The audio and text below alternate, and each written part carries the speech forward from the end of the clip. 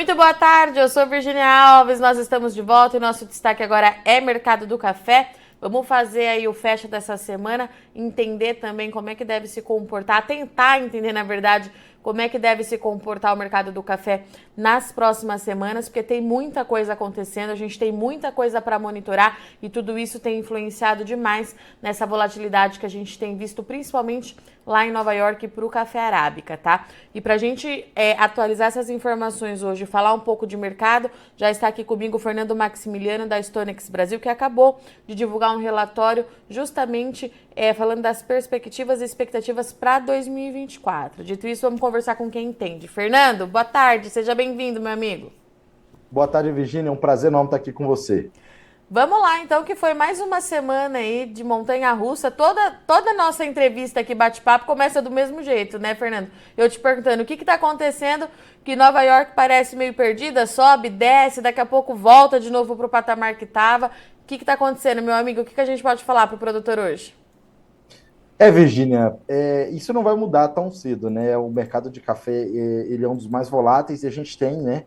Vamos falar aí ao longo da nossa conversa aqui vários pontos que indicam que a volatilidade deve continuar nesse ano de 2024. Mas antes da gente falar, Virginia, de fundamentos de mercado nesse momento, eu gostaria de fazer um breve balanço do que foi o ano de 2023, né? Foi um ano bastante desafiador. Na realidade, não só ele, né? Os anos que os anos anteriores a 2023 foram também anos bastante desafiadores.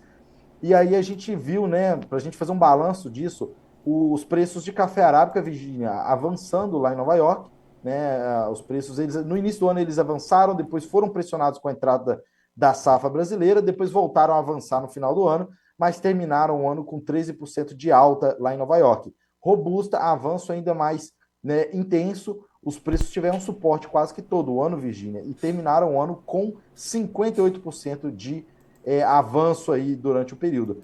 No mercado doméstico, o cenário foi um pouco diferente, tá? Apesar de a gente ter visto aí um avanço de 13% em Nova York, o indicador CPEA para o café arábica apresentou uma queda, Virgínia, de 3% no ano, enquanto o de café robusto avançou apenas 9%. Mas lembrando, né, que o ingrediente importantíssimo nessa conta aí da precificação no mercado doméstico é o dólar, né? E o dólar caiu 8% durante esse período, tá? Mas basicamente é isso que a gente viu. No finalzinho do ano, teve vários fundamentos que deram suporte aos preços de café. A gente, principalmente essa questão climática, né, as preocupações com o possível impacto dessas ondas de calor e da temperatura abaixo da média, acima da média, perdão, bem acima da média, né, por sinal, nas regiões produtoras de café. Isso que pode ter um impacto severo, nós já falamos disso várias vezes, isso suportou os preços. Claro, os estoques certificados em patamares menores desde a década de 90 também deram bastante suporte aos preços que avançaram ali no final do ano.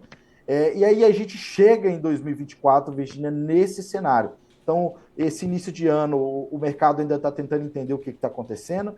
A gente ainda tem, os estoques permanecem em patamares muito baixos, mas a perspectiva com o clima mudou um pouco. A gente viu o retorno da chuva em parte do cinturão, o que aliviou as preocupações dos agentes com relação, né, aos impactos do clima na produção. O que não isenta, claro, se a gente teve impacto lá atrás, essa melhora do clima não quer dizer que vai reverter os problemas que a gente observou nos meses anteriores. Mas, sem sombra de dúvida, a chegada dessa chuva arrefece as preocupações dos agentes.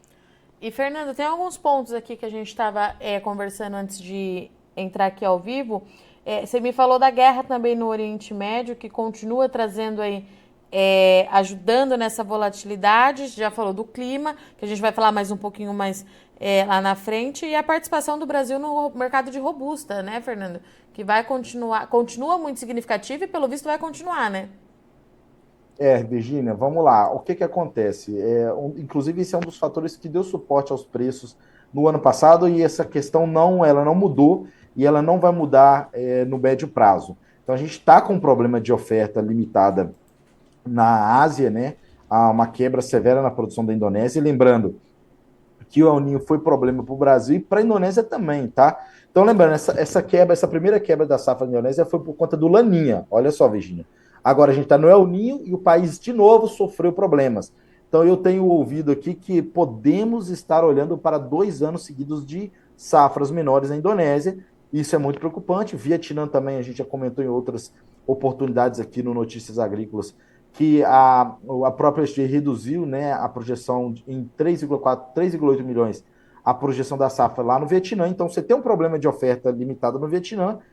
Você vê o Brasil sendo o país, né, mais competitivo, o país que tem colocado o café lá fora.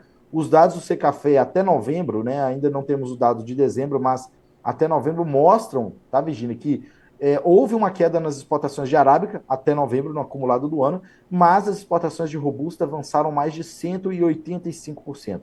Isso é reflexo da competitividade do café robusta brasileiro lá no exterior.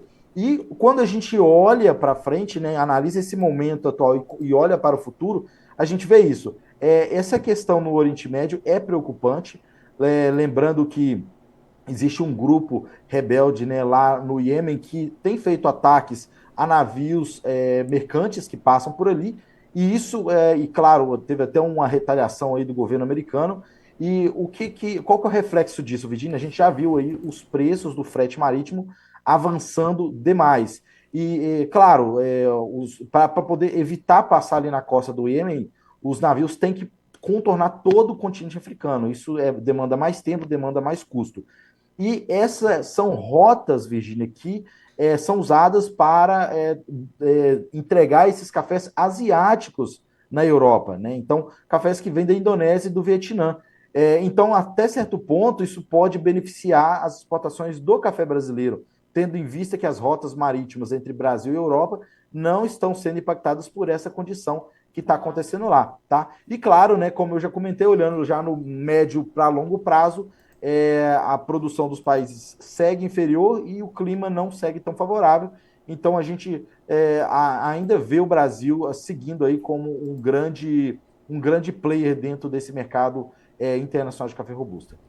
E, Fernando, e falando um pouquinho em clima, você tocou aí numa palavrinha que é muito cedo ainda para a gente bater o martelo para falar que vai acontecer, mas fato é que já está no nosso radar, né? Eu não sei se lá nos operadores na Bolsa de Nova York, mas no nosso aqui no Brasil a gente já está monitorando. Mais um laninha pode vir por aí, né? Virginia, a vida do produtor não está fácil, né? Infelizmente, nós enfrentamos ali, né, 3 anos de laninha. A gente teve geada, todo mundo viu qual que é o impacto do laninha, né? Claro que a geada impactou, mas o laninha ele está associado ao atraso das chuvas do cinturão cafeeiro e sim, realmente assim no momento da florada, né? Então, principalmente no momento da florada, que é uma etapa crítica, é uma etapa crucial para o desenvolvimento da safra. A gente viu isso acontecer. Estamos agora com o El Ninho, que gerou problemas, todo mundo já comentou sobre isso, e vamos agora, né, o NOAA tem mostrado a possibilidade, uma alta probabilidade, inclusive, acima de 50%, do retorno do Laninha, logo após, né, o fim do El Ninho. Então, esse Laninha, em teoria, né, ele chegaria aí no segundo semestre do ano. É claro, sempre aquele alerta, né? Nós estamos falando de previsão, modelos, então a gente não pode tomar isso como verdade absoluta, mas a gente vai ter que monitorar, Virginia, porque a chegada de um aninho no segundo semestre no Brasil em 2024 pode ser bastante preocupante. Fernando, com tudo isso acontecendo, então a gente não pode nem ter esperança de um mercado mais estável aí, pelo menos no médio prazo? Olha, Virginia, de forma geral, se a gente fala de fundamentos, né? Não, Sim. sem sombra de dúvida, a volatilidade é algo que vai permanecer. Mas falando em mercado, quando a gente analisa 2024, a perspectiva é de que a safra seja um pouco maior. Até a primeira projeção do IBGE fala em 58,9 milhões de sacas, são 3,3% de incremento na safra brasileira.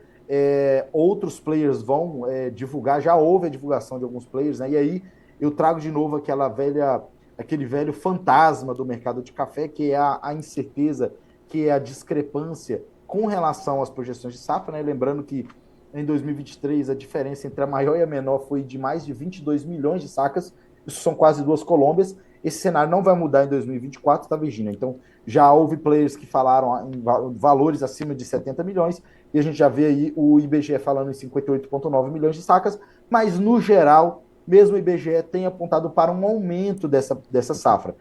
Isso beneficia, de certa forma, isso é mais confortável, eu diria, de certa forma, para o mercado de arábica, tá? Então, esse incremento, ele ele tende a melhorar a condição de oferta do Arábica. Só que o Robusta, mesmo que a gente tenha um aumento na produção brasileira, o Robusta ainda tem esse cenário da oferta limitada da Ásia, que vai continuar dando suporte aí. Então a gente tem um cenário um pouco misto, né? E claro, com esse monte de outros fatores que a gente não pode controlar, crise no Oriente Médio, clima, discrepância das estimativas de safra, isso tudo vai trazer volatilidade. Fernando, quando é que vocês devem publicar a nova estimativa de vocês? A Stonex, nós vamos divulgar a nossa estimativa na primeira ou segunda semana de fevereiro, tá? Em meados de fevereiro, a gente vai estar divulgando aí os números oficiais. Nós temos a equipe a campo já coletando dados para a gente poder fazer essas projeções, tá? E quais são os relatos que você tem por aí? A chuva realmente começou a chegar aí para o pessoal? Olha, Virgínia, antes de mais nada, a gente até fez uma viagem no ano passado, né? Sim. Então, esse trabalho de coleta de dados já começou já tem um tempo. E a gente observou, de fato, impactos, né? Lembrando aquele momento de ondas de calor em algumas regiões do Cerrado.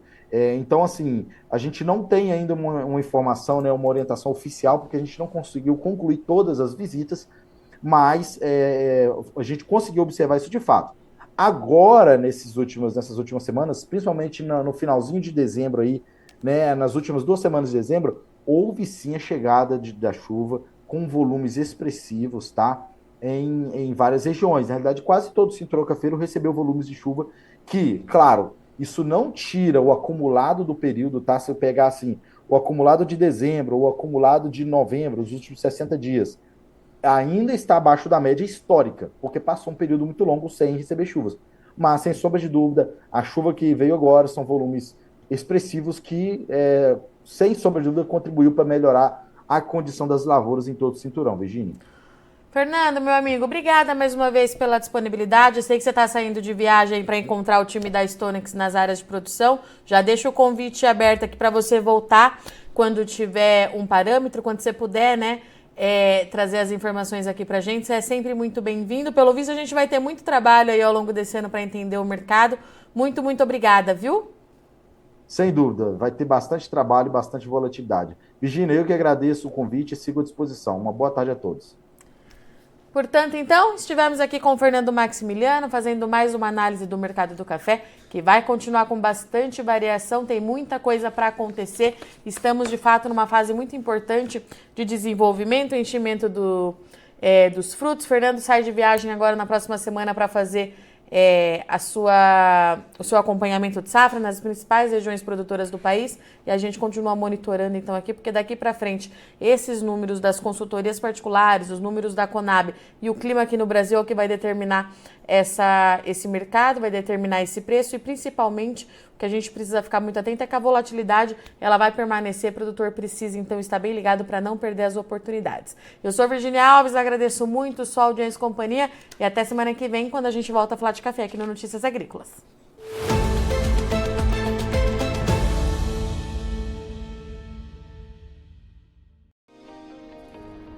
Se inscreva em nossas mídias sociais, no Facebook Notícias Agrícolas, no Instagram @Notícias Agrícolas e no nosso Twitter @Notiagre. E para não perder nenhum vídeo, não se esqueça de nos acompanhar no YouTube e na Twitch, Notícias Agrícolas Oficial.